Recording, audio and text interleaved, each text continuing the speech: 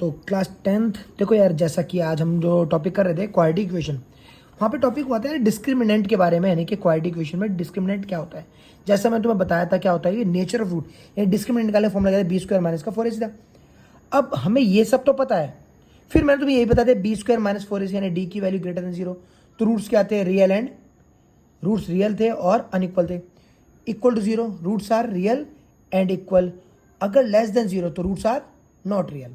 अब इसका मतलब समझते हैं। देखो अगर मैं इसको ग्राफ पर रिप्रेजेंट करता हूँ, यानी कि मेरी जो क्वाड्रेटिक इक्वेशन दे रखी है, अगर मैं इसे ग्राफ पर जब रिप्रेजेंट करूंगा ना तो होगा क्या, अगर वो इस कंडीशन को फॉलो करता है तो इसका मतलब है यहाँ पर ये जो इसका यानी कि इस इक्वेशन का जो पैराबोलिक ग्राफ होगा वो एक्स एक्सिस को दो जगह कट करेगा।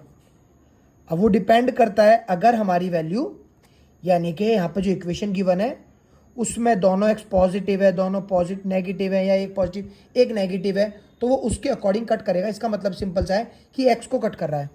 अगर वो इक्वल टू 0 आ गया तो इसका मतलब क्या है, वो हमेशा एक पॉइंट पर कट कर रहा होगा। इसका मतलब वो एक्स एक्स को ठीक टच करके जाएगा। ये भी क्लियर हो गया। अब आते हैं डी लेस देन 0 यानी कि नेगेटिव का नंबर। इसका मतलब रूट्स आर नॉट रियल। अब याद करो हम रूट्स जो निकालते थे, इसका मतलब एक्स की वैल्यू निकालते हैं ना, तो एक्स की वैल्यू तो रियल नंबर है ही नहीं, तो इसीलिए वो एक्स एक्स को कहीं कट करेगा भी नहीं। ठीक है भाई, ये ध्यान रखना, थोड़ी सी इंपॉर्टेंट है ये, इनके ग्राफ भी याद रखने, सब चीज़ ध्यान रखने। ठीक है, बाय बाय।